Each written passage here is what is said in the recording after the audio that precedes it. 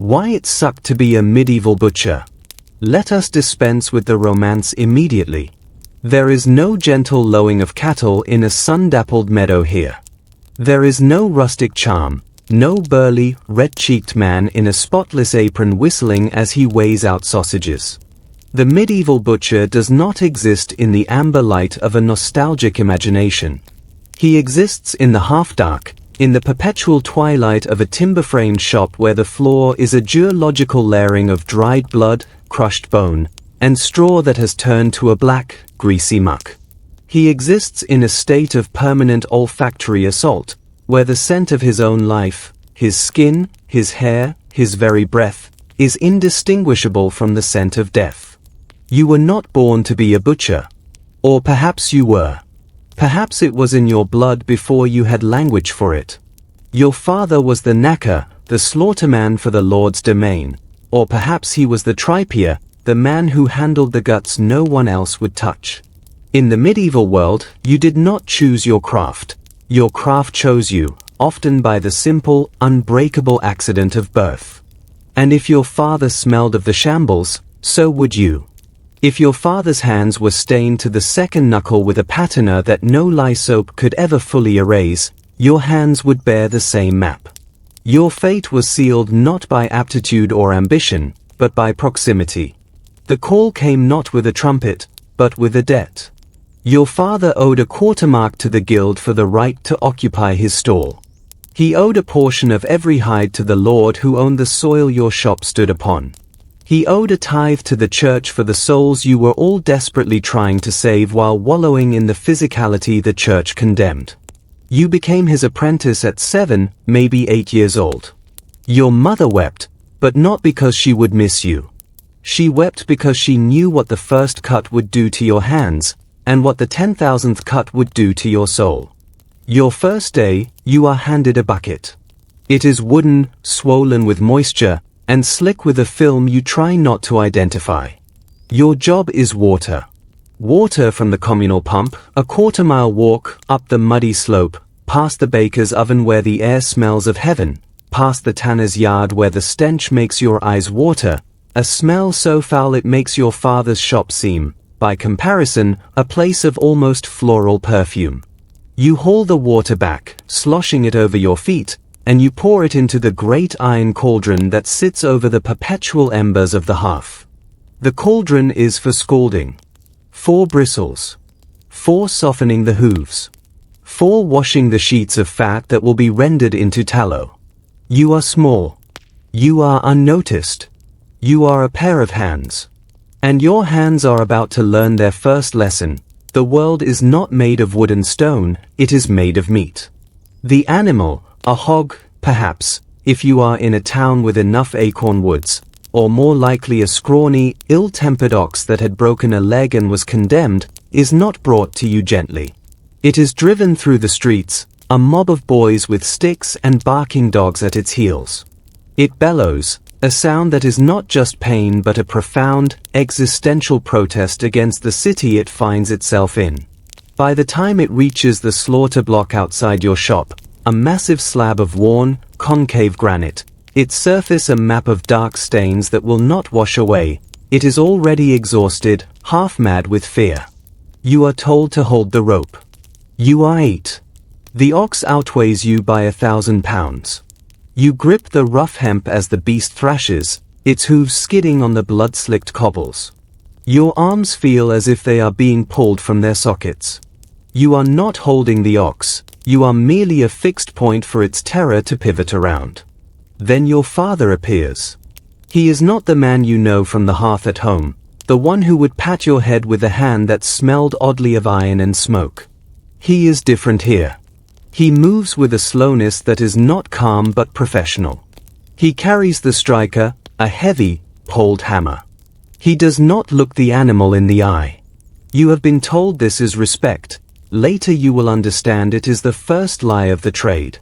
You cannot look into the eye of something you are about to extinguish.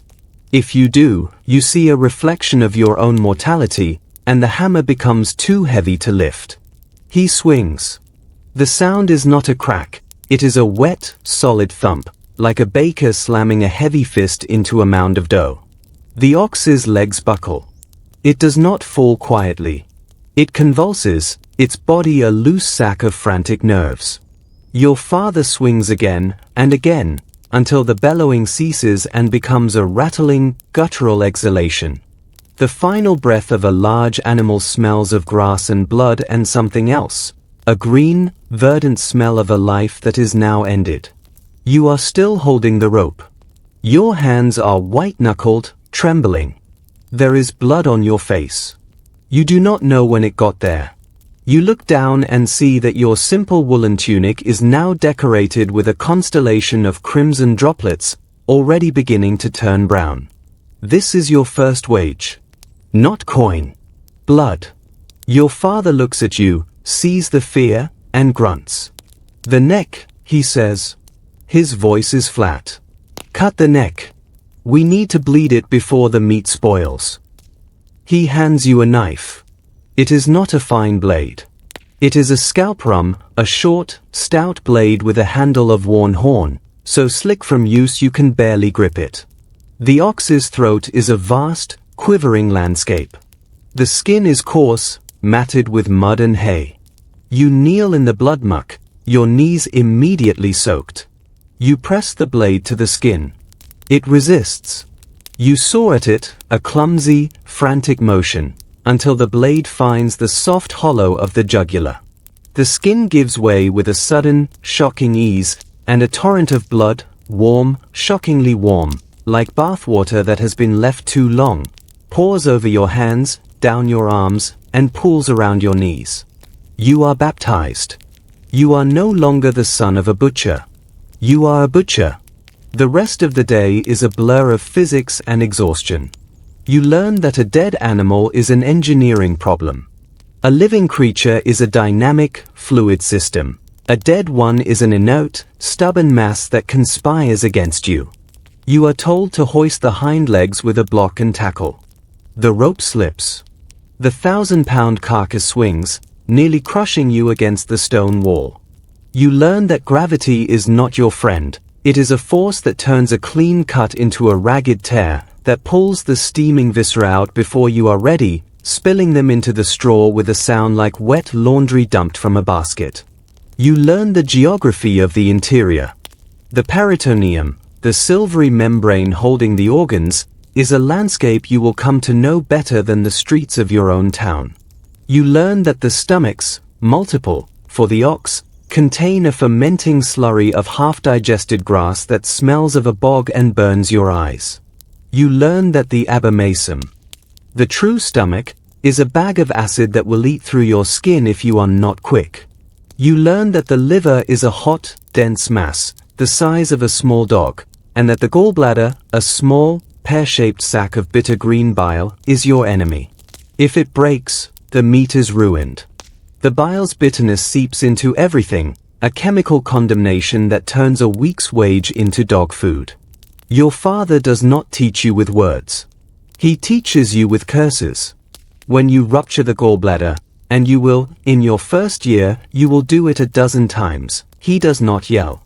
He simply stops, looks at the green smear spreading across the liver, and sighs a sigh that is heavier than the entire carcass. He then tells you, in a low, exhausted voice, that you have just cost him the price of that liver, which was promised to the chandler for tallow. He tells you that the liver was the only thing that was going to pay for the new shoes your brother needs. He tells you that you are a fool, a clumsy-handed oaf, and that he should have apprenticed you to the tanner, where your incompetence would at least be appropriate. You do not cry. You cannot. The tears would be lost in the blood on your face. By the end of the day, when the carcass is finally broken down, the primal separated, the offal sorted into buckets, the hide staked out to be salted, the bones cracked for marrow, you are a different creature. Your hands are no longer your own. They are a collection of nicks, cuts, and burns. Your nails are rimmed with black. Your shoulders ache with a deep, structural pain that will never truly leave. You have not eaten since dawn. The sight of food, any food, turns your stomach. The smell of roasting meat from a nearby house, which once seemed the pinnacle of comfort, now smells like your father's apron. You walk home in the gloaming. The town has its own smells: wood smoke, baking bread, human waste, the faint floral scent of the herb gardens. But to you, they are all secondary. The primary scent is the one that clings to you, a miasma of iron, fat, and fecal matter. You are a walking charnel house. People step aside to let you pass. A mother pulls her child closer. You are not a man, you are a function. You are the necessary evil, the one who does the thing that allows them to eat their Sunday roast without ever having to confront the reality of its origin. You arrive home. Your mother has a basin of hot water waiting. She has also, you notice, laid out a set of old clothes. Your tunic will be burned. It is too far gone. She takes your hands and inspects them, turning them over in the candlelight. She sees the raw, chafed skin between your thumb and forefinger from the rope. She sees the deep cut across your palm, packed with dirt and hair, that you did not even feel until now. She does not say, "I told you so." She does not say anything. She simply begins to clean them, using a cloth and a jar of honey she has been saving for a purpose exactly like this.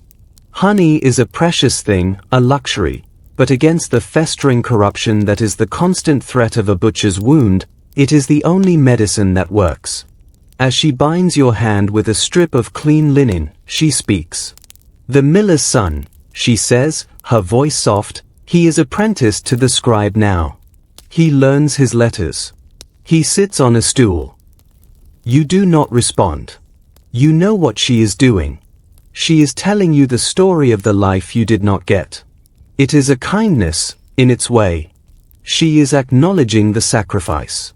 But it is also a cruelty. Because you are 8 years old, and you are already too old for dreams. You have seen the inside of a cow. You have held its heart, still warm, still heavy with the last pulses of life, in your hands. You know that the world is not made of ideas or letters. It is made of meat. And your job is to carve it. That night, you dream of rivers. Rivers of blood, slow-moving and thick, flowing between buildings made of bone. You are wading through it, and the water is warm, and you are searching for something. You never find it. You wake with a start in the grey pre-dawn, your heart pounding, your hand throbbing. You hear your father stirring in the other room. There is another animal coming today. A sheep, perhaps, or if the Lord Steward has been generous, a calf.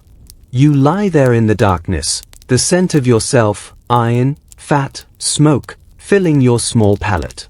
You realize, with the clarity that only exhaustion and childhood can bring, that this is it.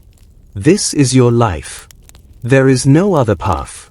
The river of blood is not a dream, it is your future. You will wade in it until you are old, until your back is bent and your hands are claws, until your lungs are scarred from the fumes of the scalding cauldron, until your neighbors cross themselves when you pass, not out of malice, but out of a superstitious fear that you carry with you the spirit of all the lives you have taken. You pull the rough blanket over your head. Outside, you hear the distant clatter of a cart. The animals are coming to market. It is time to work. The guild, the ghetto, and the gauntlet. If the blood was the physical burden, the guild was the spiritual cage. In the medieval city, the guild was not merely a professional organization, it was the arm of the state, the arbiter of morality, the tax collector, and the warden of your very soul, all wrapped into one. To be a butcher was to be bound to the worshipful company of butchers, a body that existed in a state of permanent contradiction. On one hand, it was your protector. On the other, it was your jailer. The guild hall was a place of dark wooden sealed ledgers. You did not go there often, but its presence loomed over every aspect of your existence. The guild masters, old men whose hands had long since forgotten the feel of a knife, whose wealth was now measured in property and political favor, decided who could sell meat, where they could sell it, and for how much. They set the fines. And oh, the fines. A medieval butcher did not simply wake up and open his shop. He operated within a labyrinth of ordinances so dense and contradictory that it was impossible not to violate at least 3 of them before the morning bell. The guild worked hand-in-glove with the city council, which was perpetually trying to balance its dependence on the butchers for food and tax revenue with the public's visceral disgust for the trade. The result was a legal framework designed to contain and control the butcher, both physically and socially. First, there was the matter of location. You did not set up shop on the high street, among the drapers and the goldsmiths. No, the butcher was confined to the shambles. It was called that in every town, from York to Paris to Florence. The word shambles itself comes from the Latin scamnum, meaning a bench or a stall, but it quickly became synonymous with a scene of carnage. The shambles was a narrow street, often deliberately so. The buildings leaned in so close at the upper stories that they nearly touched, blocking out the sun, creating a permanent, dank twilight. This was by design. The sun was the enemy of fresh meat. It sped decay. The shambles was a place of controlled rot. Your stall was a narrow frontage, perhaps 12 feet wide, opening directly onto the street. There was no window. There was a counter, the shamble itself, onto which you laid your wares. Behind you was the shop, a single room that served as cutting floor, storage, and, if you were poor, living quarters. Above that, a single room for the family. The cellar below was a charnel pit, where offal and bones were dumped until they could be carted away, or where, in leaner times, you might hang a side of beef if the weather was cold enough. Living in the shambles was its own punishment. The street was a stream of filth. There was no drainage, or if there was, it was a central open gutter, a kennel, that ran down the middle of the lane. Into this gutter went everything: the blood from the morning slaughter, the wash water from your scalding cauldron, the contents of your chamber pots, the offal that was too far gone even for the dogs. The smell was a physical entity. It clung to your clothes, your food, your bedding. It seeped into the wood of your house, a permanent inhabitant. In the summer, the flies came. They came in clouds so dense they could darken a doorway. They laid their eggs in the cracks of your counter, in the folds of the hanging meat. You fought them with switches of hazel and with smoke from smudge pots, but you never won. The flies were the true owners of the shambles. The guild's ordinances dictated every aspect of your interaction with this environment. You were required to sweep your section of the street twice a day, once in the morning, once at the close of business, and deposit the sweepings in the designated cart. If you failed to do so, you were fined. But the designated cart came only once a day, often in the afternoon. So the morning sweepings would sit in a heap outside your door, attracting more flies, until the cart came. You were fined if the heap was there when the guild warden made his rounds. You were fined if the warden found blood in the gutter, as if you could somehow stop the blood from running downhill. You were fined if your offal barrel was not properly sealed, even though the seals were rarely airtight. You were fined if your stall opened before the bell of the parish church, and you were fined if it closed after sunset, because the authorities believed that meat sold in darkness was inevitably spoiled. The fines were not simply a nuisance, they were a primary mechanism of control. A butcher operated on razor-thin margins. A single fine could wipe out the profit of a week's work. 2 fines could put you in debt to the guild, and guild debt was not a commercial matter, it was a moral one. The guild would lend you the money to pay the fine, at interest, and that loan was secured not against your goods, but against your membership. Default, and you were expelled. Expulsion from the guild meant you could no longer legally slaughter or sell meat in the city. It meant you were a forestaller, a regrater, a criminal. It meant ruin. But the fines were just the visible trap. The invisible trap was the annual feast. Every year, on the feast day of your patron saint, Saint Bartholomew, who had been flayed alive, a detail not lost on any of you, the guild held a grand banquet. It was held in the guild hall, a place you otherwise only entered to pay your dues or receive a summons. The cost of the feast was levied on all members, regardless of attendance. It was a tax, pure and simple, dressed up in the language of fellowship. The feast was a grotesque parody of abundance. Mountains of roasted meat, the finest cuts, the ones you could never afford to keep for yourself, were piled on silver platters. Wine flowed from casks. The guild masters, their wives in their finest wools and linens, sat at the high table, while you, the working butcher, sat near the kitchen, on a bench that was deliberately too narrow for comfort. The purpose of the feast was to remind you of your place. It was to show you the gulf that existed between the men who owned the trade and the men who performed it. The masters did not slaughter. They did not stand in the blood. They sat in rooms with ledgers, negotiating contracts with monasteries and lords, setting the prices that you were forced to abide by.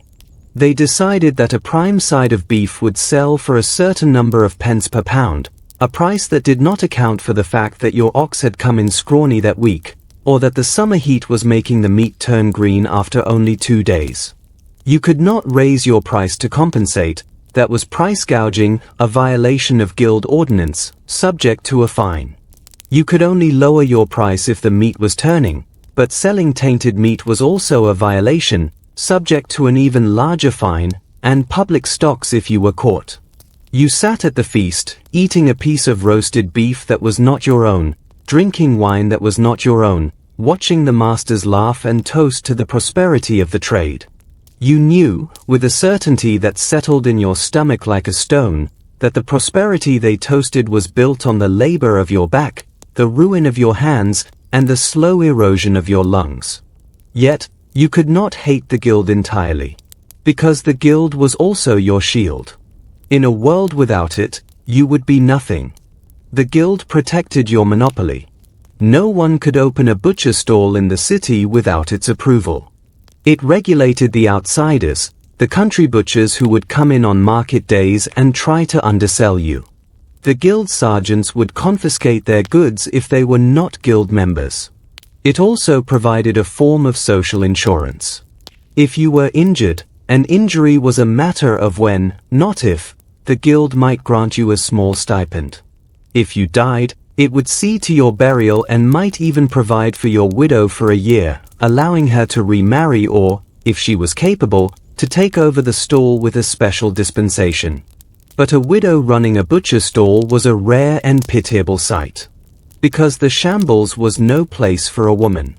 Not because they were weak, many were stronger than the men, but because the trade demanded a level of public performance that was denied to women. A woman in the shambles was a target. She would be accused of selling bad meat more readily, of cheating on weight, of using her feminine wiles to attract customers. The guild would scrutinize her twice as harshly. The customers, the cooks, the servants, the housewives, would haggle with a viciousness they would never show a man sensing vulnerability. If you were a butcher, you were a man. But being a man in the shambles was not a privilege, it was a gauntlet. The public nature of your work was its own special torment. In the medieval city everything was public. There were no private spaces in the way we understand them. Your shop was open to the street. Your work was done in full view of anyone who walked by. And you were not just a craftsman, you were a spectacle. People came to the shambles not only to buy meat but to gawk. Children threw stones at the animals being led to slaughter, then ran away laughing. Beggars lurked, hoping for a piece of offal or a bone with a bit of gristle still on it. And the rumors.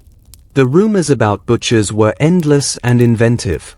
You were accused of feeding your pigs on the flesh of stillborn infants, a rumor that had its roots in the ancient association of butchers with all forms of bodily disposal, and which the church did little to dispel. You were accused of watering your meat, of blowing air into the veins to make it look plumper, of salting spoiled cuts and selling them as fresh. You were accused of using the flesh of diseased animals, of cows with the murrain, of pigs with the measles. And sometimes, these accusations were true. A butcher on the edge of ruin, facing a fine he could not pay, a family he could not feed, and a winter he might not survive, would do desperate things. He would take a cow that had died of a fever, bleed it quickly, and hope that the spices he used would mask the taste. He would take a leg of mutton that had begun to turn, wash it in vinegar, and sell it to a poor household that could not afford to be picky. But the public did not see the desperation. They saw the sin. And the church, the great moral arbiter of the age, was only too happy to reinforce the narrative. The butcher was a figure of inherent moral pollution. You worked with blood, and blood, in the medieval Christian imagination, was a fraught substance. It was sacred, the blood of Christ, but it was also defiling. The Old Testament was explicit: the blood is the life, and you shall not eat the blood. A butcher's hands were perpetually stained with that which was forbidden. He was a living reminder of humanity's animal nature, of the fall from grace, of the messy, bloody reality of existence that the Church's doctrines sought to transcend.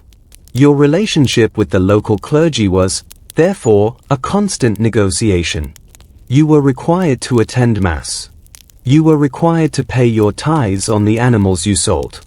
But when you walked into the nave, the other parishioners would edge away from you. The priest, when he gave confession, would look at you with a mixture of pity and revulsion. The penance he assigned you was always heavier than for others.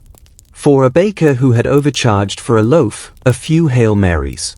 For a butcher who had sold meat on a Friday, a mortal sin, for it was a day of abstinence, a pilgrimage, a donation of a whole animal to the monastery, and a public flogging in some of the stricter dioceses. You learned to live in this liminal space, between the necessary and the damned. You learned to be quiet. You learned not to draw attention to yourself. You kept your head down, your hands moving, your eyes on the carcass. You did not argue with the guild. You did not argue with the priest. You did not argue with the alderman who came to inspect your stall, who would poke at your sausages with a stick, sniff at your hanging beef, and declare, with the authority of a man who had never lifted a knife in his life, that your prices were too high and your hygiene was lacking. You wanted to tell him that hygiene was a luxury for men who did not have to stand in the blood. You wanted to show him your hands, the cracked, calloused palms, the knuckles swollen from the cold and damp, the places where the skin had been burned away by the lime you used to clean the hides. You wanted to take him into the cellar and show him the rats, the great, fat, fearless rats that gnawed on the hanging carcasses at night, that you fought with clubs and terriers in a never-ending war for your own livelihood. But you did not. You nodded. You paid your fine. You went back to your work. Because that was the life. A life of blood, a life of fines, a life of being the necessary monster at the edge of town, the man who made the feast possible by participating in the filth. And you were only 20 years old. Your back was already beginning to ache. The anatomy of misery. Let us speak now of the work itself. The hours. The seasons. The slow, inexorable destruction of the body. A medieval butcher did not have a schedule, he had a rhythm dictated by the needs of the animals and the demands of the market. The day began long before dawn. In the black hours, when the stars were still sharp and cold, you would rise. There was no debate about it. If the animals were to be slaughtered and broken down in time for the morning market, the work had to begin in darkness. Winter was the cruelest season. The cold was an enemy, but also a temporary ally. It slowed the decay, allowing you to keep meat for a few days longer. But the cold was also a torturer. Your hands, perpetually wet, would crack and bleed.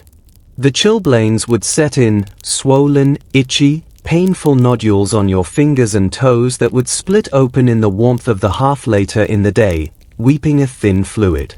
You wrapped your hands in rags, but the rags would become soaked with blood and freeze solid, turning your fingers into clubs of ice and gore. The water in the scalding cauldron would take an age to heat, and the fire would cost money you did not have. Sometimes, you would slaughter without scalding, taking the hides off cold, a process that required twice the effort and tore the leather, reducing its value. Summer was a different kind of hell. The heat turned your shop into a furnace. The meat would begin to spoil within hours. You worked in a frenzy, from the first light of dawn, trying to get the carcasses broken down and sold before the green tinge appeared at the edges. The flies were a plague. You hung sticky strips of resin from the rafters, but they would become black with flies within a day. Maggots were a constant threat. You would inspect each carcass obsessively, running your fingers over every surface, feeling for the telltale warmth and movement that signaled the beginning of the end. If you found a patch of flyblow, the cluster of eggs that looked like a patch of rice, you would cut it out with a quick, brutal slice, throwing the contaminated flesh into the offal bucket. If you missed a patch, and a customer found a maggot in their purchase, the result was not merely a refund. It was the alderman, the guild, a fine, and the loss of reputation that could take years to rebuild.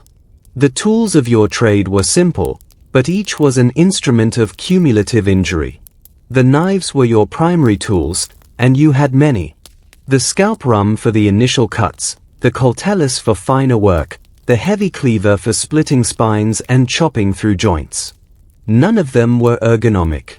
The handles were wood or horn, worn smooth by generations of hands, shaped for no hand in particular. You gripped them with a force that, over time, deformed your fingers. The constant repetitive motion of cutting, the pull of a knife through muscle and sinew, created a permanent tension in your forearms. You would develop what the other butchers called the claw, a hand that, when at rest, remained partially curled, the fingers unable to fully straighten, the palm marked with a map of scar tissue where the knife had slipped. And the knife would slip. It was inevitable.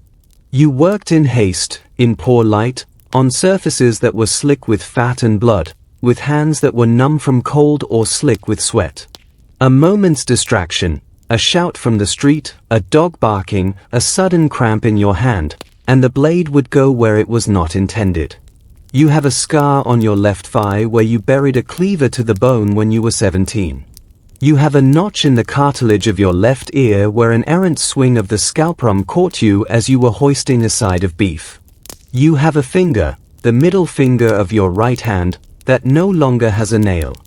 It was crushed between the head of the hammer and the pole of the axe when you were trying to split the pelvic bone of an old boar.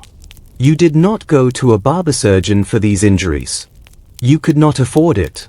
You treated them yourself, with honey, with vinegar, with a poultice of bread and milk, praying to St. Luke, the patron of physicians, and, by some strange association, of butchers as well, that the red streaks of infection would not reach your heart.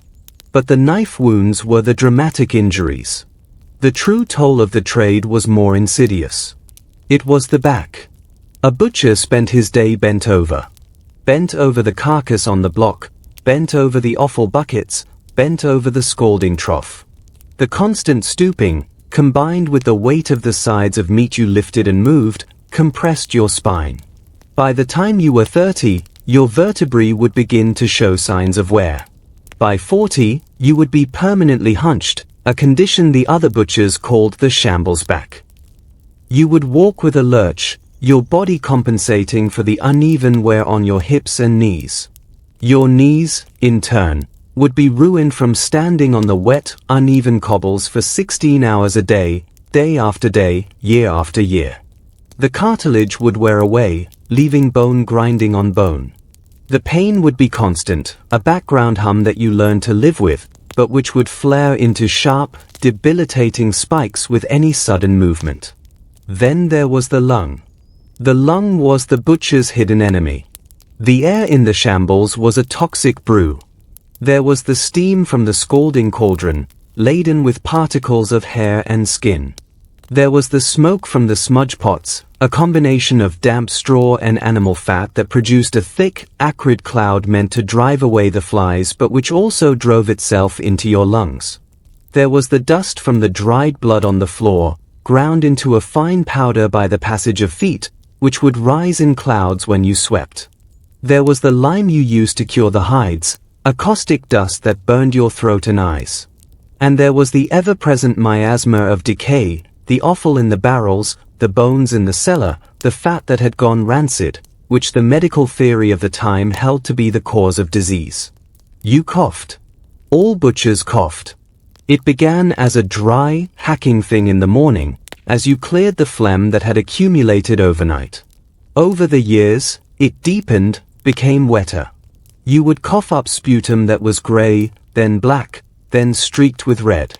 The older butchers in the shambles, the ones who had survived into their 50s, a rarity, moved with a slow, deliberate pace, pausing frequently to lean against their stalls, their chests heaving, their breath a wet rattle.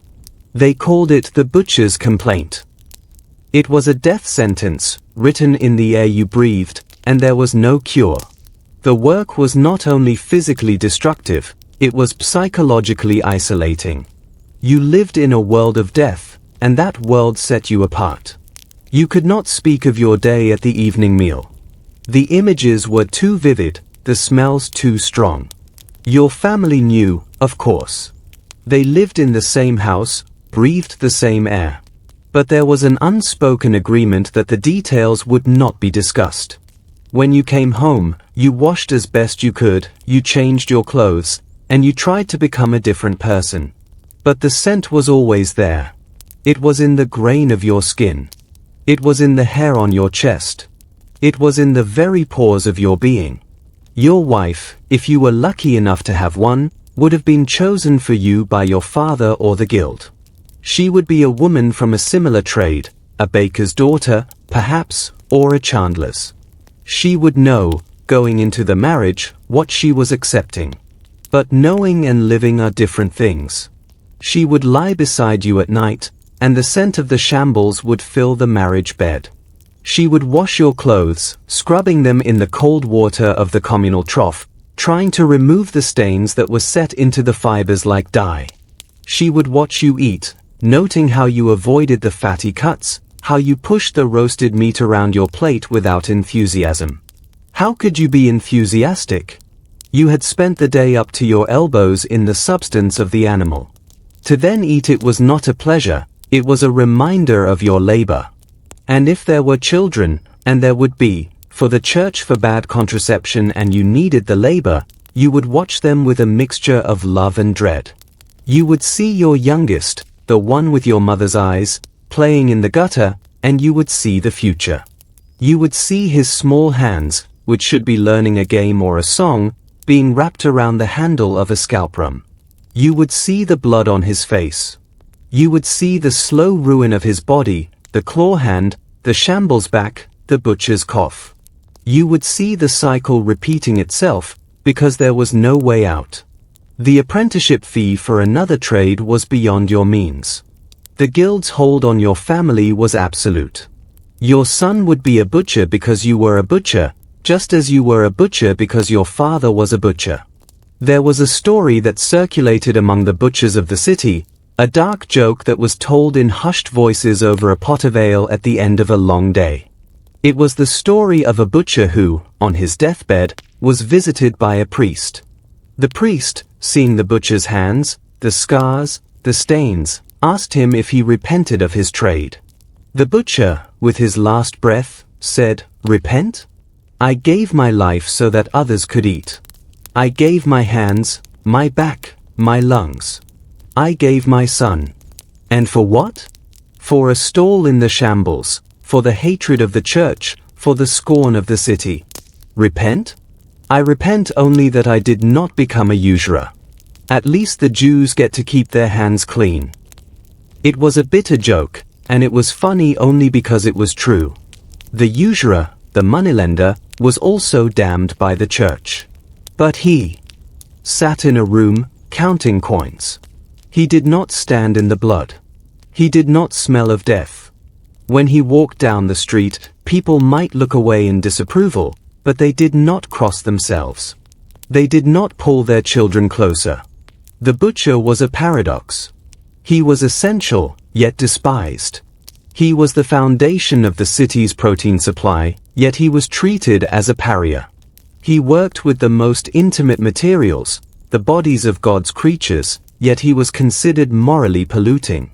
He was a craftsman, yet his craft was one of destruction. He was a provider, yet he was feared. And in that paradox, in that perpetual state of being necessary but unwanted, lay the deepest misery of the medieval butcher. It was not just the physical pain. It was not just the poverty, the fines, the disease, the early death. It was the knowledge that your suffering was invisible. That the city ate its roast beef and its pork pies and its mutton stew, and never once thought of the man whose ruined hands had made that meal possible. That the church preached about the sanctity of life while blessing your stall, taking your tithes, and then treating you as an unclean thing. That your own neighbors, who came to you when they needed a cut of meat for a feast, would cross to the other side of the street when they saw you coming. You were a ghost in your own life, a necessary shade, condemned to walk the shambles until your body gave out and you were buried in a pauper's grave, for even in death, the butcher was suspect. The church did not like to bury butchers in consecrated ground. They would allow it, for a fee, but the burial would be at the edge of the cemetery, near the wall, as if your body might somehow pollute the soil around the righteous. You lie in that grave, now, if you were a butcher. Or rather, you lie in a pit, unmarked, your bones mingling with the bones of 100 other men who smelled of blood and died too young. The earth above you is just earth. There is no stone. There is no name. There is only the slow dissolution of your body into the soil, the same soil that grows the grass that feeds the cattle that will one day walk the same path to the slaughter block. The cycle continues. It always continues. And somewhere in a narrow, sunless street, a boy of 8 is holding a rope, his hands trembling, his eyes wide, as the hammer falls. He is you. He is me. He is the blood wage, paid in perpetuity, for the sin of appetite. The awful truth. You learn quickly that there is no such thing as waste in the shambles. The word does not exist in your vocabulary, not in the way the burghers use it. For them, waste is a failure of economy. For you, waste is a failure of survival. Every animal that comes under your knife is a universe of value, and it is your job to extract that value down to the last sinew, the last smear of fat, the last drop of blood. The world outside your stall sees only the joints, the sirloins, the ribs, the legs, the shoulders, the noble cuts that hang on iron hooks, their redness a promise of sustenance. But those are merely the surface. The true art of the butcher, the art that separates the master from the mere slaughterman, lies in what happens after the primals are separated, after the hide is pegged out to salt, after the great bones are cracked for their marrow. It lies in the offal. The word itself is a soft euphemism, a linguistic bandage over a wound. Offal, from off and fall, the parts that fall off the butcher's block. But nothing falls. Everything is caught, sorted, priced, and sold, or rendered, or traded, or hoarded against the lean weeks. The heart, the liver, the lungs, the spleen, the kidneys, the tripe, the tongue, the brains, the sweetbreads, the caul fat, the mesentery, the feet, the tail, the head, the ears, the snout, the eyelids, all of it is currency. All of it is life. You learn the hierarchy in your bones. The liver is the king of offal, a hot, dense mass that must be removed within minutes of death, while the residual body heat still shimmers off its surface. A perfect liver, unbroken, its gallbladder intact, its surface a deep, uniform mahogany, is worth more than a leg of mutton. It is bought by the chandler for tallow, yes, but also by the wealthy households who know its value as food. They will come in the early morning, before the common crowd, their servants carrying covered baskets, and they will ask for the liver in hushed tones, as if naming a forbidden desire. You will wrap it in a piece of cloth, heavy and warm, and they will pay you in silver, not the base copper of the ordinary customer. But the liver is a fragile monarch. If the animal was sick, the liver will be mottled, pale, or covered with white spots, the measles of the pig, the rot of the sheep. Such a liver is condemned to the knacker's yard, or to the poor, who will buy it for a pittance, boil it for hours with strong herbs, and hope that the sickness does not pass into their children. And if you rupture the gallbladder, oh, that small, pear-shaped sac of bitter green bile, the liver is ruined entirely. The bile seeps into the tissue, a chemical stain that no amount of washing will remove. You will have to cut away the stained portions, losing half your profit, and the remaining meat will have a bitterness that only the hungriest will accept. Then there is the heart. The heart is a paradox. It is a muscle, but it is treated as a delicacy. You remove it with care, cutting through the great vessels that still pulse with the last dregs of blood. You split it open to wash out the clotted interior, and you find, sometimes, a hardness there, a calcification, a sign of an animal that lived too long, that worked too hard. Such a heart goes to the dogs. But a clean heart, a young heart, is prized. It is stuffed with herbs and breadcrumbs, roasted slowly, and served at the tables of merchants who would never dream of entering your shop but who will send their cooks to haggle over the price. The lungs are a different matter. The lights, they call them, a soft, spongy, pink mass that fills the thoracic cavity like a pair of crumpled velvet sacks. They are cheap. They are the food of the very poor, who will boil them into a grey sludge and season it with whatever they can scavenge. You hate the lungs, not because they are worthless, nothing is worthless, but because they are a reminder. When you lift them out, still warm, still holding the last air the animal breathed, you think of your own lungs, the ones that are slowly filling with the dust and smoke of the shambles. The butcher's complaint, they call it. You will die with lungs that look like the lungs of an old, sick cow. It is a prophecy written in offal. The kidneys are small, hard, buried in the thick fat of the loins. They are a luxury, sold to the cooks who understand that a slow-braised kidney, wrapped in its own fat, is one of the great pleasures of the table. The fat itself, the leaf fat, the caul fat, the suet, is more valuable than many of the muscle cuts. It is rendered into tallow for candles, for soap, for frying. The chandler will buy it by the barrel, and his price is often the difference between profit and loss for the week.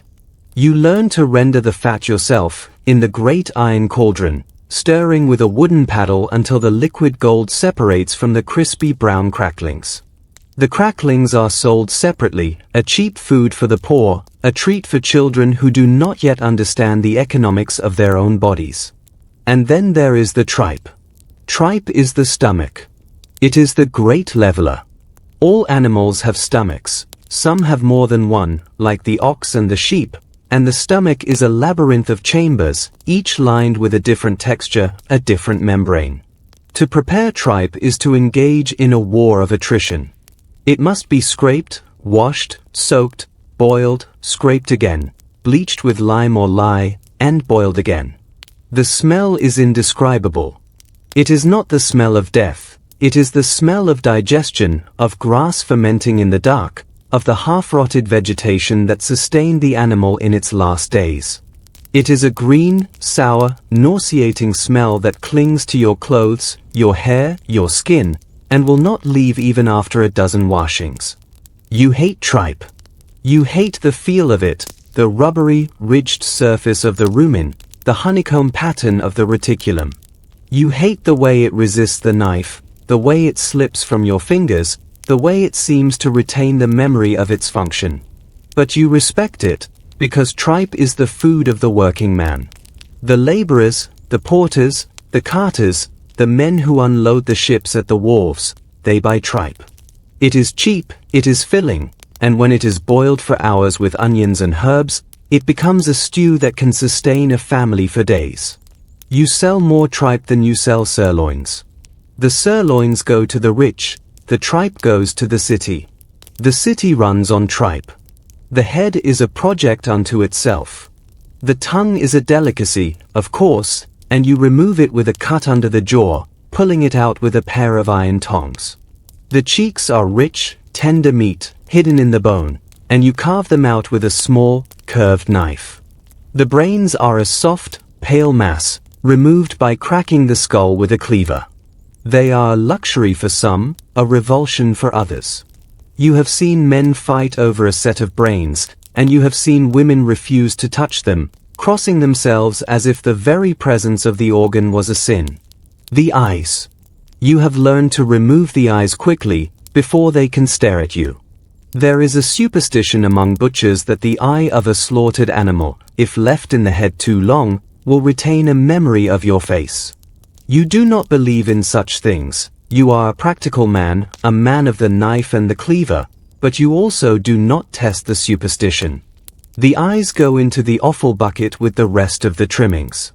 They will be sold to the glue maker, or to the poor who believe that eating the eye of a sheep will cure night blindness.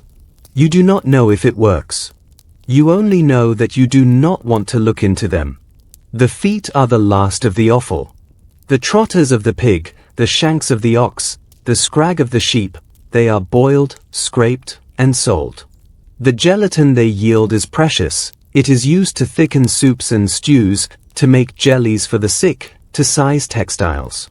You have spent hours scraping the hair from a set of trotters, your fingers raw from the heat and the bristles, your back bent over the scalding trough.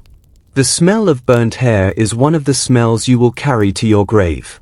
There is a rhythm to the offal. It is a rhythm that governs your day, your week, your year. The heart and liver must be sold within hours. The tripe must be prepared the same day, because it sours quickly in the heat. The fat can wait, but not too long, because rancid tallow is worth nothing.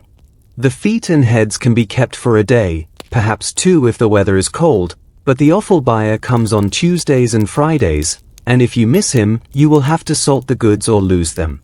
You learn the value of salt. Salt is not merely a seasoning. It is a preservation, a miracle, a currency. You buy salt in large blocks, grey and coarse, from the merchants who bring it from the sea or from the mines of the eastern lands. It is expensive, often ruinously so. But without salt, your offal would rot. Without salt, your winter supply of meat would be gone by December. You learn to salt with precision, the right amount of salt to draw out the moisture but not so much that the meat becomes inedible, the right time to turn the pieces in the barrel, the right way to pack them so that no air reaches the flesh. It is a science, and it is an art, and you learn it the way you learn everything. By making mistakes, by losing meat to the green rot, by watching your profit dissolve into a barrel of foul brine. The salted meat is not the same. It is tough, chewy, salty beyond reason. You soak it for a day in fresh water before you can cook it, and even then, it is a poor substitute for fresh. But it keeps.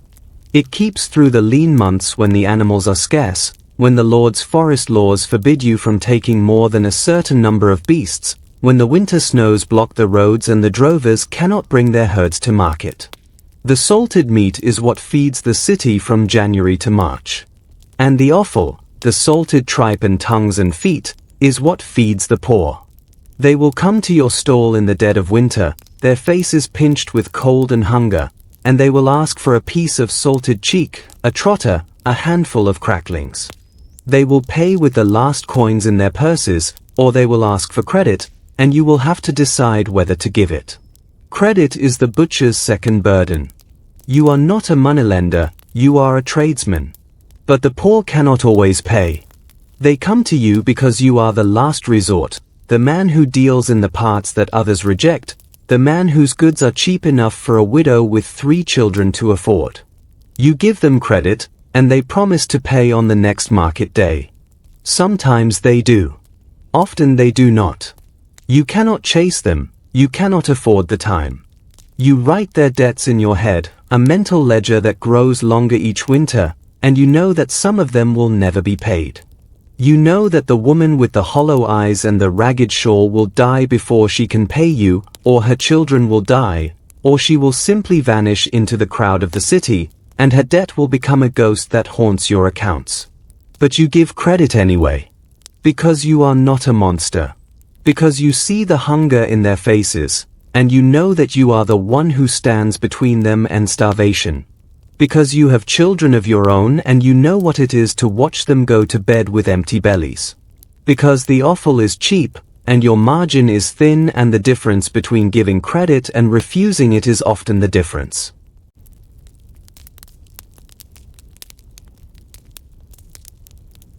Between a life and a death. You do not speak of this. The guild does not speak of it.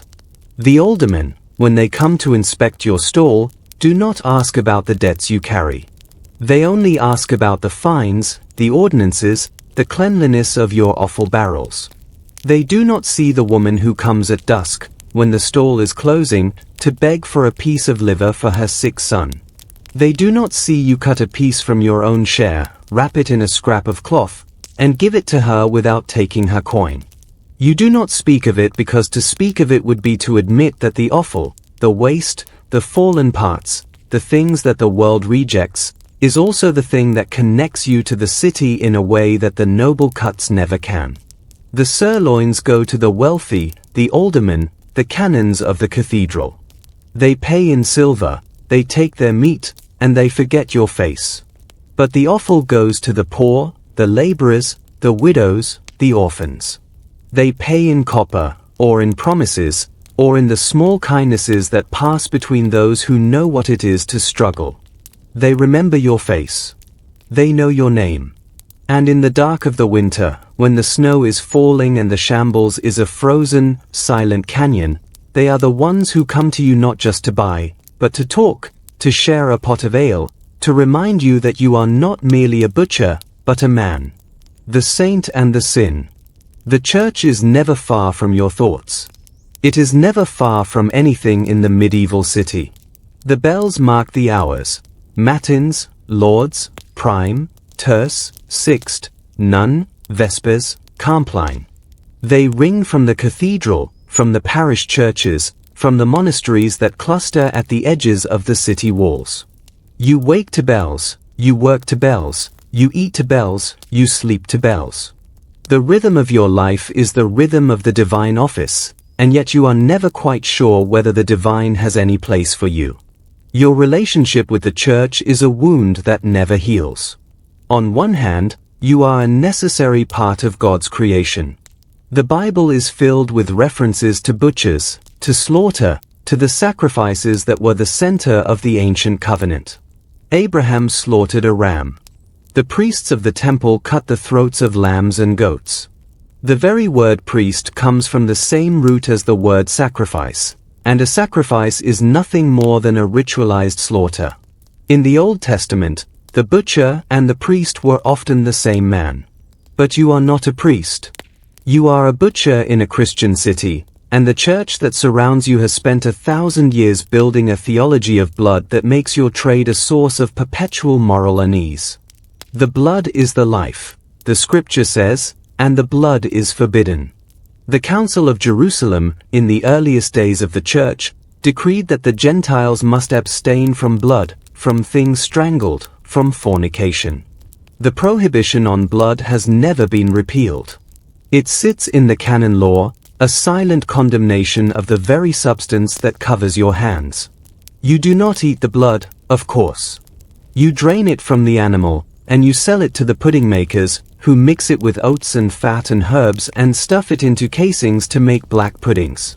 The black pudding is a staple of the poor, a cheap source of nourishment, but it is also a sin. The church has condemned the eating of blood for centuries, but it is a condemnation that is quietly ignored, because if the poor cannot eat black pudding, they will eat nothing at all. The priests look the other way, for a fee. They take your tithes, they bless your stall at Easter, and they do not ask too many questions about the barrels of blood that leave your shop. But the condemnation lingers. It lingers in the way the priest looks at you when you come to confession. It lingers in the penances he assigns you, which are always heavier than those given to the baker or the mason. It lingers in the way your name is spoken in the parish, as if the syllables themselves carry a stain. You go to confession every Saturday, as the guild requires. You kneel in the wooden confessional, the scent of incense and old wood surrounding you, and you recite your sins. You have overcharged a customer? Perhaps. You have sold meat on a Friday? Occasionally, when the meat was going to spoil anyway and the family needed to eat. You have coveted your neighbor's goods? Every day, when you see the master butcher down the lane with his larger stall, his richer customers, his hands that are less scarred than yours. You have failed to keep the feast days? Sometimes, when the animals are dying and you cannot afford to let them wait. But the sin you never name is the one that sits heaviest on your soul. It is the sin of the trade itself. The sin of killing. The sin of taking life, day after day, year after year, without ceasing. You are not a soldier, you kill not in the heat of battle but in the cold of the morning, with a knife that you have sharpened to a razor's edge. You kill without anger, without passion, without any emotion at all except the dull necessity of survival. And that, you have begun to suspect, is the true sin, not the act of killing, but the deadening of the soul that comes from killing without feeling. You remember the first animal you killed. It was a lamb, a small, bleating thing that your father placed in your hands when you were 10. He said it was time. You held the lamb against your chest, feeling its heartbeat against your ribs, and you cut its throat with the small knife your father had given you. The blood was warm, and the lamb's eyes went from fear to something else, something that looked, in that last moment, almost like forgiveness. You cried. Your father slapped you. We do not cry, he said. We do not feel. We cut. You have not cried since. You have killed thousands of animals. You have learned to separate the act from the emotion, to see the animal not as a living creature but as a problem to be solved, a carcass to be broken, a collection of values to be extracted. It is a necessary dissociation, a psychological armor that protects you from the weight of what you do. But the armor has become a prison. You no longer feel the sadness of the kill, but you also no longer feel the joy of anything else. The world has become flat, gray, without color. The only sharpness left in your life is the edge of your knife. The church offers you a way out, of sorts. The sacrament of penance is a washing, a cleansing, a way to be made new. You confess your sins, the small sins, the ones that can be named, and the priest absolves you, and for a day, perhaps two, you feel lighter. But the stain returns. It returns with the first cut of the next morning, with the first spray of blood across your apron, with the first glance of a customer who sees your hands and looks away. There are butchers who have tried to reconcile their trade with their faith in more radical ways.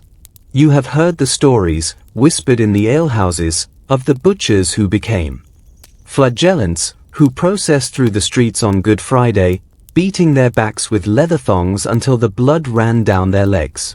They did it because they believed that their hands, stained with the blood of animals, could only be cleansed by the blood of their own bodies. The church condemned the flagellants, of course, as heretics and fools.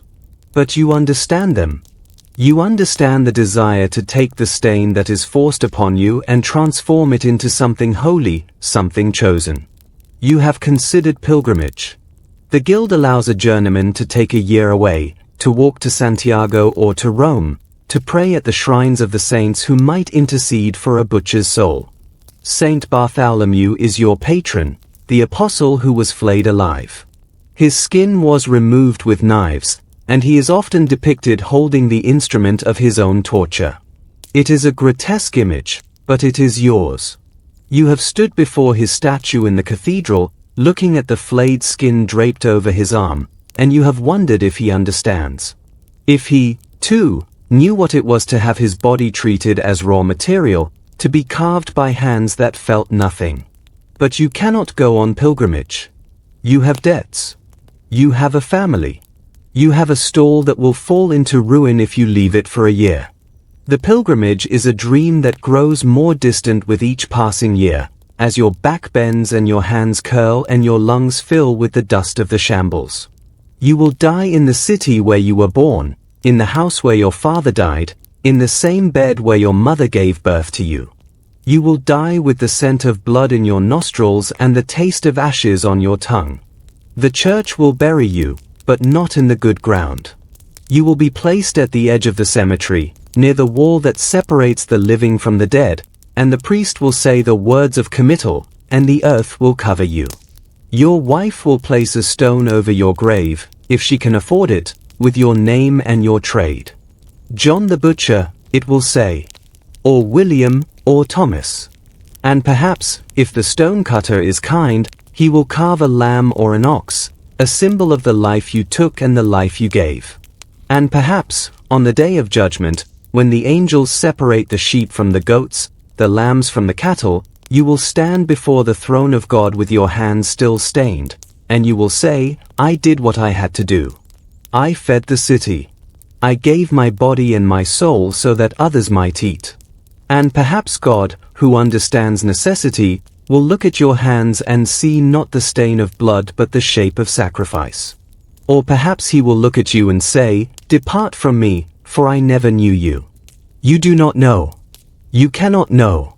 You only know that when the bells ring for sixth, you put down your knife, you wipe your hands on your apron, and you walk to the parish church. You sit in the back, in the pew that is unofficially reserved for the butchers, and you listen to the words of the Mass. The priest raises the host, the body of Christ, the bread that is flesh. He raises the chalice, the wine that is blood. And you think, as you always think, of the animals. Of the bodies you have broken. Of the blood you have drained. Of the thin line that separates the sacred from the profane, the necessary from the sinful. You cross yourself. You kneel. You take the wafer on your tongue, and it dissolves into nothing. You walk back to the shambles, and you pick up your knife. The plague years. The year 1348 is not a year. It is a wound that will not close. It is a scar that runs through every memory that comes after, a line of demarcation between the world that was and the world that became.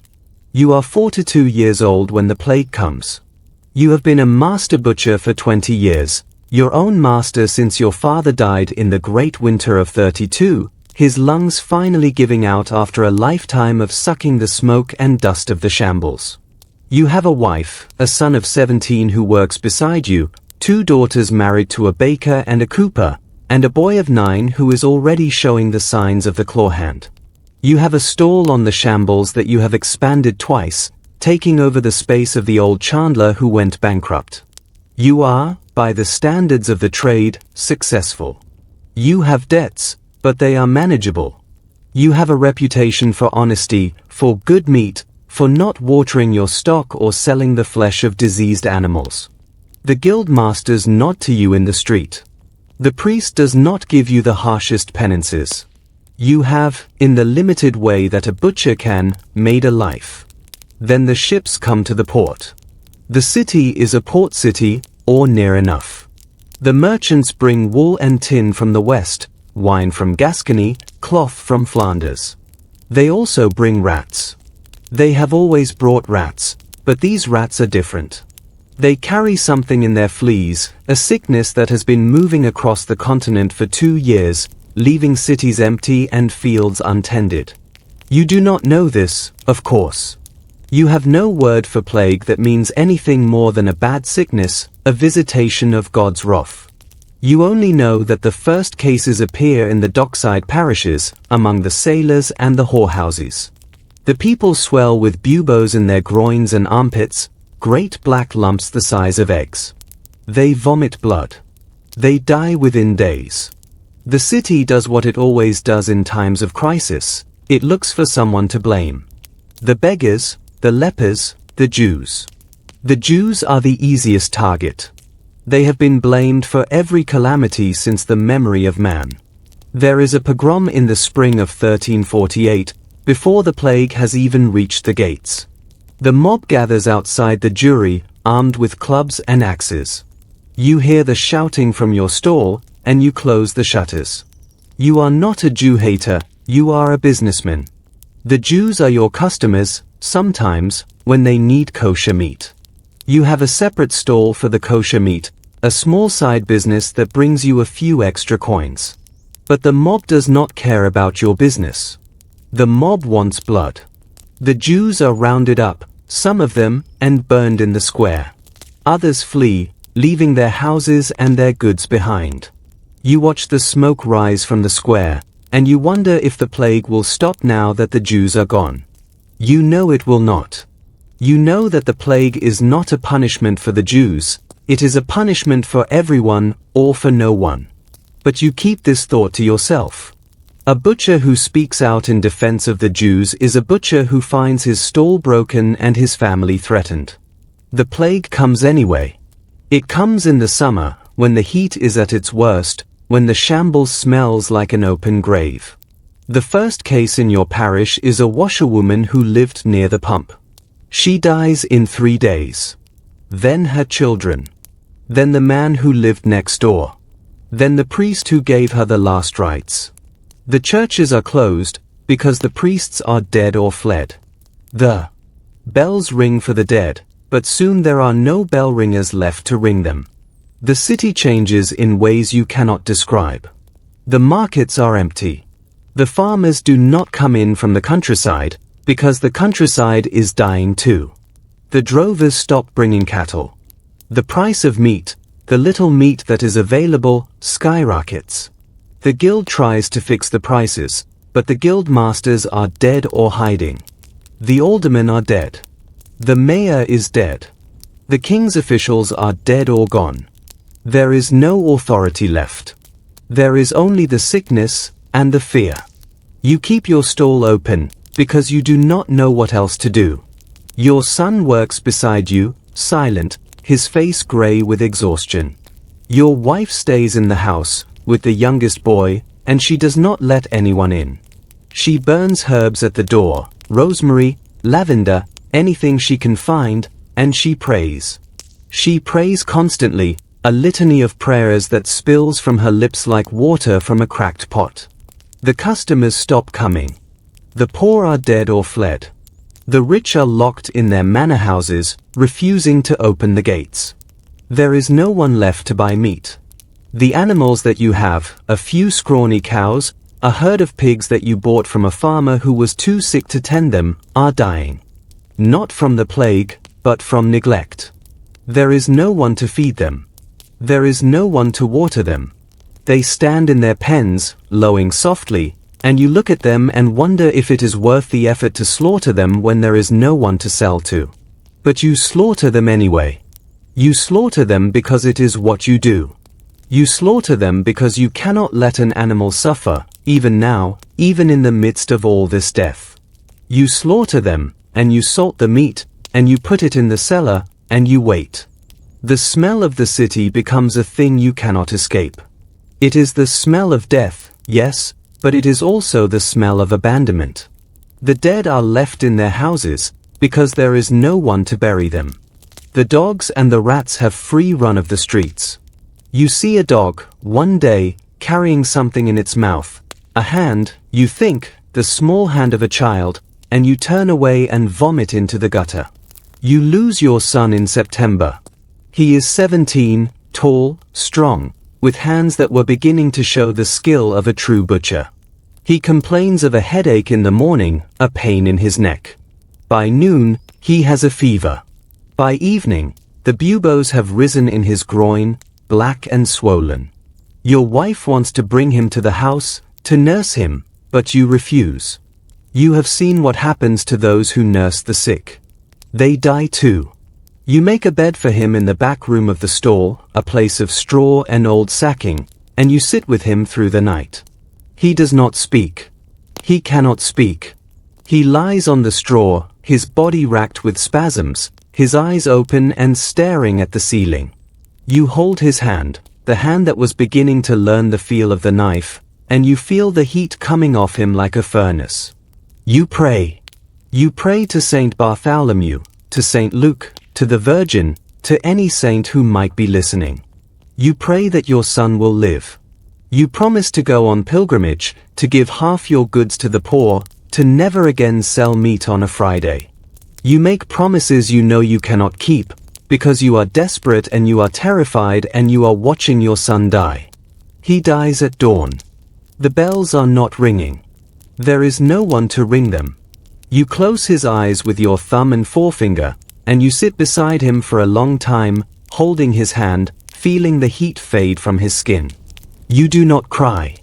You cannot. Your father's voice is in your ear. We do not feel. We cut. But this is not a cut. This is a severance.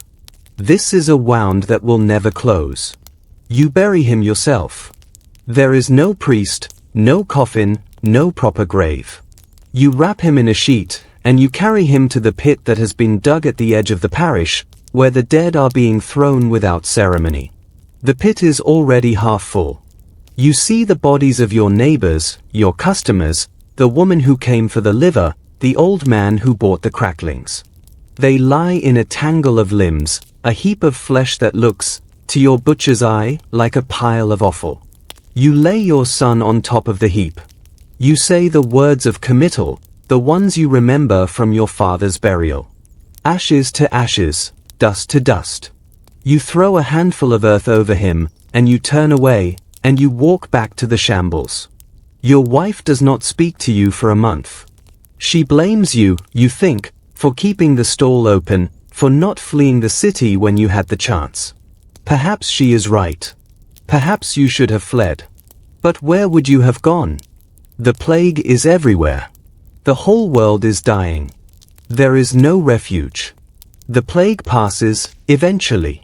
It passes because there is no one left to infect. The city loses half its people, perhaps more. The shambles is a ghost street.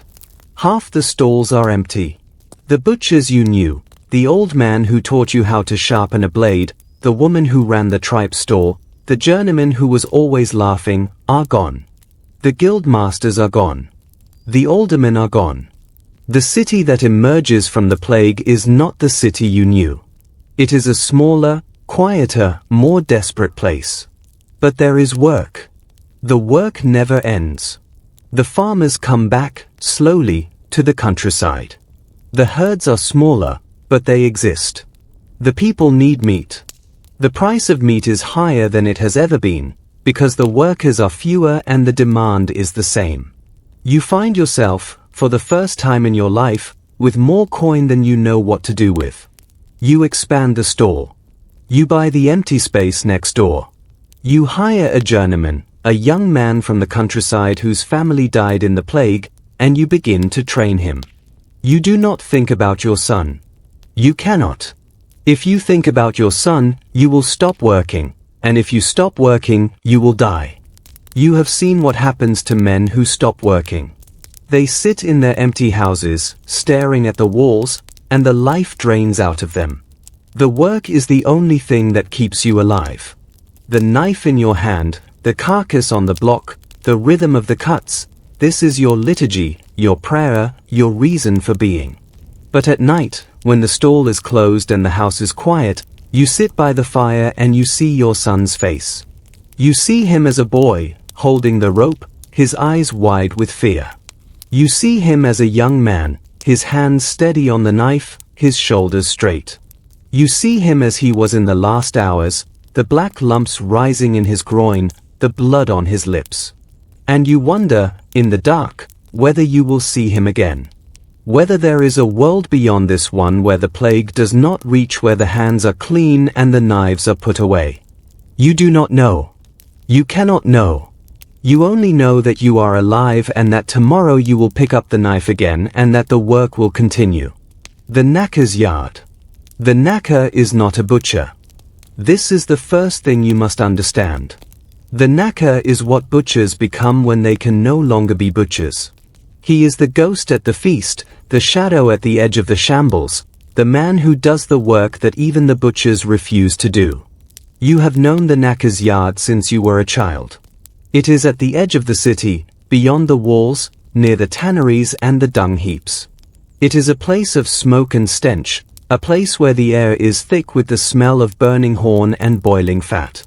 The knacker takes the animals that no one else will take, the ones that die of disease, the ones that are found dead in the fields, the ones that are too old or too broken to be worth the butcher's time. He also takes the waste from the butchers, the bones, the offal, the hides that are too damaged to sell, the blood that has soured. He renders it all down into tallow, into glue, into fertilizer, into the raw materials that the city needs to function. It is a necessary trade, but it is a despised one. The knacker is lower than the butcher. He is lower than the tanner, lower than the ragpicker, lower than the saw cleaner. He lives outside the walls because no one will live near him. His hands are black with a stain that never comes out.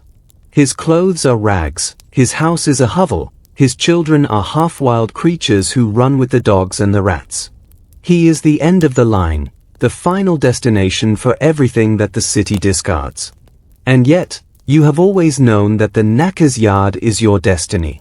It is the destination of all butchers, eventually.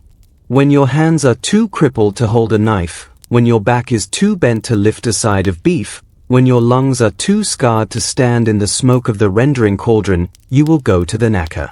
Or you will starve. The guild has no pension for old butchers. The church has no alms for men who spent their lives in the blood.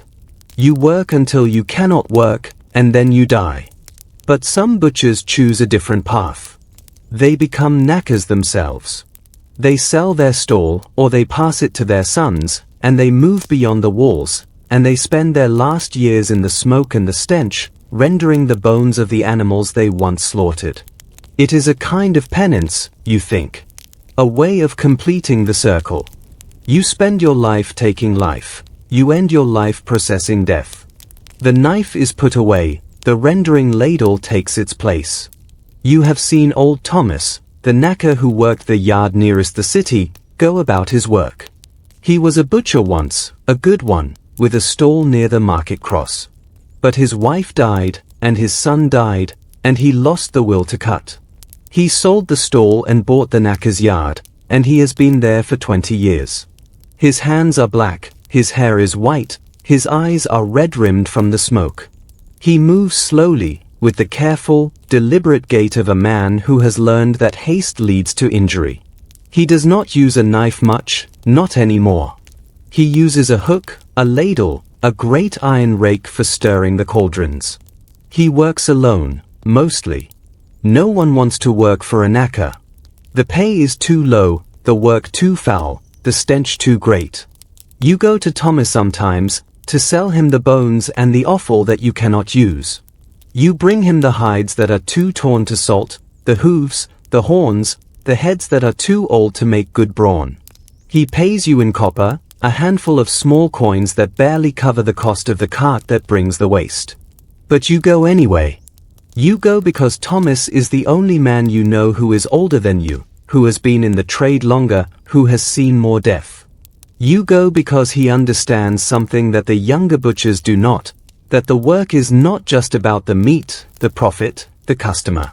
The work is about the cycle, the endless turning of flesh to bone to ash to earth, and then back again. Thomas talks, sometimes, when he is in the mood. He talks about the old days, before the plague, when the shambles was full and the guild was strong. He talks about the animals he has killed, the thousands upon thousands of them, and he wonders, sometimes, whether they will be waiting for him on the other side. Do you think, he says, one evening, as you are helping him lift a barrel of tallow onto the cart, do you think they will judge me? The cows, the pigs, the sheep? Will they stand in a line, all of them, and look at me with their big eyes, and ask me why I did it? You do not know how to answer. You have thought the same thing, many times, in the dark hours before dawn. You have imagined the animals lining up, not in anger, but in something like sorrow. You have imagined them asking you, not for an explanation, but for a reason. And you have never been able to give them one. Because I was hungry, you might say. Because the city was hungry. Because it was my trade, my inheritance, my fate. But the words sound hollow, even in your own mind. Thomas does not wait for an answer. He laughs, a dry, rattling laugh that turns into a cough. They won't judge me, he says, wiping his mouth with the back of his black hand. They can't. I've killed too many. They'll be too busy looking for the man who killed them to worry about the old knacker. He laughs again, and the laughter turns to coughing, and the coughing turns to a spasm that leaves him bent over, gasping for breath. You help him to his stool, and you sit with him until the coughing stops. He is old. He is dying. The butcher's complaint has him, the same thing that killed your father. His lungs are full of the smoke and the dust, and his breath is a wet rattle that you can hear from across the yard. He will not last the winter, you think. He will be found one morning, slumped over the cauldron, his face in the tallow, and the yard will pass to someone else, some other broken butcher who has nowhere else to go. You think about Thomas, sometimes, when you are cutting. You think about the end of the line, the place where the knife is put down for the last time. You think about your own hands, the claw hand that is getting worse, the fingers that no longer close all the way. You think about your back, the shambles back that makes you walk like an old man even though you are only 50. You think about your lungs, the cough that comes in the morning and does not leave until you have spat up a grey, stringy phlegm. You are not old. Not by the reckoning of the merchants and the priests, who live to 60, 70, sometimes 80 years. But you are a butcher, and a butcher at 50 is older than a merchant at 80. The work has taken everything from you. Your son is dead. Your daughters are married and gone. Your wife is a grey woman who sits by the fire and says nothing. Your youngest boy is apprenticed to the baker now, not to you. You sent him away, after the plague. You could not watch another son die with a knife in his hand. You are alone, in the shambles, with the blood and the bones and the memories. And you know, with a certainty that sits in your chest like a stone, that you will end your days in the knacker's yard. You will sell the stall, or pass it to the journeyman, and you will move beyond the walls, and you will spend your last years stirring the cauldrons, rendering the tallow, breaking the bones, and waiting for the cough to take you. It is not a happy thought, but it is not a sad one either. It is simply the way of things. The animal is born, the animal lives, the animal dies. The butcher cuts, the knacker renders, the earth takes it all. There is no escaping the cycle. There is only the work and the waiting. The year is 1381. You are 75 years old, or thereabouts. You have lost count, honestly. The years blur together after a certain point, each one the same as the last. The morning cut, the afternoon sale, the evening tally. You have long since given up the stall, passed it to your journeyman son, a stout lad with good hands and no imagination. You live now in a small room above the knacker's yard, the yard that old Thomas left to you when he died, 30 years ago. You are the knacker now, the man who renders the bones and boils the fat. Your hands are black, your back is bent, your lungs are a ruin. You cough constantly, a wet, productive cough that leaves you breathless. You should be dead. By all rights, you should have been dead 20 years ago. But you are not. You are alive, and the world is changing around you in ways you do not understand. The revolt comes in the summer. You hear the news from the carters who bring the bones to your yard. The peasants are rising, they say. They are marching on London. They are burning the manors, killing the lords, demanding the end of serfdom. The king is a boy, 14 years old, and the government is in chaos. The poll tax, the third poll tax in 4 years, has broken the backs of the poor. They are done. They are done with the lords, done with the bishops, done with the king's officials who take their grain and their sheep and their daughters and give nothing in return. You listen to the news, and you think about your father. Your father was a serf, once. He was born on the Lord's land, bound to the soil, unable to leave without permission. He ran away, when he was young, to the city. He lived for a year on the streets, hiding from the Lord's men, until he found work in the shambles. He learned the trade, earned his freedom, became a master butcher. He never spoke of those days. He never spoke of the Lord, of the fields, of the life he left behind.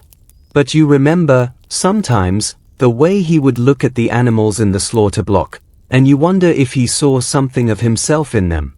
a creature bound, waiting for the knife. The revolt reaches your city in August. The peasants come from the countryside, thousands of them, armed with scythes and pitchforks and the long knives they use for reaping. They are angry. They are hungry. They are tired of being told that they are worth nothing, that their labor is the property of their lord, that their children will be born into the same bondage. They march through the gates, and the city does not stop them. The city is on their side, or some of it is. The merchants, the artisans, the laborers, they have their own grievances. The guilds have been raising the fees, the taxes have been crushing, the rich are getting richer and the poor are getting poorer. You watch them march through the streets. You stand at the gate of the knacker's yard, leaning on your staff, and you watch the column of men and women pass. They are not the peasants you remember from your youth. They are not the patient, bent-backed men who brought their cattle to the shambles and accepted whatever price you offered. They are something new. They are angry. They are desperate. They are carrying banners with the signs of their villages, and they are shouting a name, Wat Tyler. The name means nothing to you, but it means something to them. It is the name of hope. You do not join them. You are too old, too broken, too close to death to care about the affairs of the living. But you watch, and you remember. You remember the fines, the guild masters, the aldermen who inspected your store and found it wanting. You remember the priest who gave you the heavy penances, the customers who crossed themselves when they saw your hands.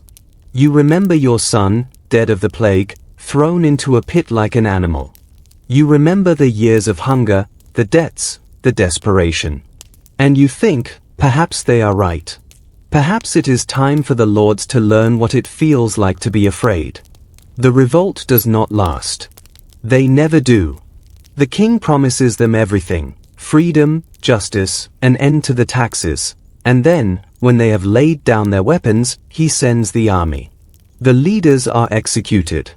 Wat Tyler is stabbed by the mayor of London, his head stuck on a pole. The peasants are hunted down, arrested, hanged. The lords take back their lands, their serfs, their power. The world goes back to the way it was, or so they say. But you know it is not the same. You have seen something, in the faces of the men who marched through the city. You have seen the first glimmer of something that was not there before. It is not hope. Hope is a word for the young. It is something harder, something sharper. It is the knowledge that the world can be changed, that the old ways are not eternal, that a man with a scythe and a dream can make the lords tremble. You will not live to see what comes of it. You are 75 years old, a knacker on the edge of the city, a man whose hands are black with the stain of 1,000 dead animals. But you think, sometimes, as you stir the cauldron and the tallow bubbles and the smoke rises, that the world is changing. That the boy who holds the rope, the young man with the knife, the widow who comes for the offal, they will have a different life. Perhaps not a better one, but a different one. You die in the winter of 1382, or perhaps it is 1383. The dates are not important. You die in your bed, the same bed where you have slept for 50 years, in the room above the knacker's yard. Your wife died years ago. Your daughters are gone. Your youngest boy is a baker now, with children of his own. He comes to see you, sometimes, when he can spare the time. He brings you bread, fresh from his oven, and he sits with you by the fire, and he tells you about his life. You listen, and you nod, and you do not tell him about the dreams you have at night, the dreams of the animals, the rivers of blood, the faces of the men you have known. You die alone, as most butchers do. The journeyman finds you in the morning, cold and stiff, your hands folded on your chest. He closes your eyes with his thumb and forefinger, the same way you closed your son's eyes, and he says a prayer for your soul. He buries you in the parish cemetery, near the wall, as the church requires for men of your trade. He places a stone over your grave, a small rough stone with your name and your trade. Here lies John the Butcher. Pray for his soul. The stone is worn away, now. The name is gone. The letters that once marked your existence have been erased by rain and wind and the passage of centuries. No one remembers you. No one remembers the thousands of animals you killed, the thousands of people you fed, the hands you scarred, the lungs you filled with smoke. You are a ghost, a memory without a name, a stain on the earth that has long since been washed away. But the shambles is still there. The street is still narrow, the buildings still lean in, the sun still does not reach the cobbles. The butchers are still there, though they do not slaughter in the open anymore. The work has been sanitized, hidden behind glass and regulations, but the work is the same. The animals are still killed. The blood is still drained. The offal is still sorted, the hide still salted, the bones still rendered. The cycle continues. And somewhere, in a city that does not remember your name, a boy of 8 is holding a rope, his hands trembling, his eyes wide, as the hammer falls. He is you. He is me. He is the blood wage, paid in perpetuity, for the sin of appetite. The work does not end. It never ends. It is the oldest work in the world, the work of turning life into food, of managing the great, messy, bloody business of existence. The butcher is the one who does it, the one who stands at the crossroads of life and death, the one whose hands are stained so that others can be clean. You were a butcher. You were a man. You were a collection of scars and memories, a body that wore out long before its time, a soul that was weighed down by the weight of the lives you took. You were hated and needed, despised and essential. You were the shadow at the feast, the ghost in the shambles, the one who did the work that no one else would do. And now you are gone. The stain of your hands has faded from the earth. But the stain of the work remains, in the narrow streets, in the old buildings, in the memory of a trade that is as old as hunger itself. You lie in your grave, in the soil that was once blood-soaked, and you wait. You wait for the judgment that will never come, or for the peace that will never arrive. You wait for the end of the cycle, the final stillness, the last cut. But the cut is never the last. There is always another animal, another morning, another hand on the knife. The work continues. The blood wage is paid. And the butcher, in his narrow stall, in his perpetual twilight, in his world of blood and bone, does the only thing he has ever known how to do.